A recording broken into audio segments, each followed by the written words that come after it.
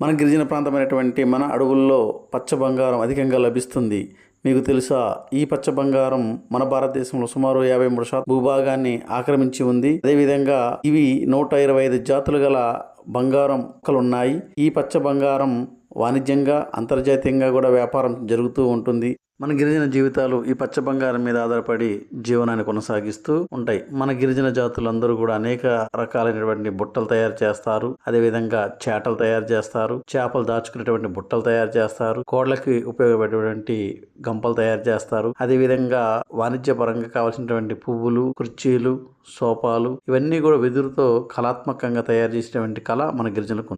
ఈ యొక్క వెదురు 80 సంవత్సరాల జీవితకాలం ఉంది. ఈ యొక్క వెదురు నుంచి మనం బియ్యం తీసుకుంటాం. అదేవిధంగా బొంగులతో కళ్ళు గొట్టాలు తయారు చేసుకుంటాం. అదేవిధంగా తడికలు అల్లుతాం. అదేవిధంగా చాపలు, అదేవిధంగా కర్రీ కావాల్సినటువంటి ఆ యొక్క లేత మొగ్గను కూడా కూరగా తయారు చేసుకోగలుగుతాం. మన అడవుల్లో ఉన్నటువంటి వెదురుని సేకరించి గ్రేడింగ్ చేసి వాటిని మనం ఇక్కడ ఒక డిపోకి తరలించి ఇక్కడ మనం వాణిజ్య వ్యాపారం చేసుకుంటున్నాం.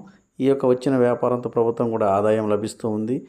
అదే డిపోలో మనం కూడా కార్మికులుగా పనిచేస్తూ మనం రోజువారీ ఆదాయాన్ని కూడా సంపాదించుకుంటున్నాం. ఈ యొక్క వెదురు వల్ల వేల కుటుంబాలు జీవనాన్ని కొనసాగిస్తూ ఉన్నాయి. ఇంత గొప్ప మహత్యమైనటువంటి గ్రీన్ గోల్డ్ మన ప్రాంతంలో ఉండడం మన అదృష్టం. ఇటువంటి గొప్ప విషయాలు, మంచి విషయాల కోసం మన ఛానల్ సబ్స్క్రైబ్ చేయండి.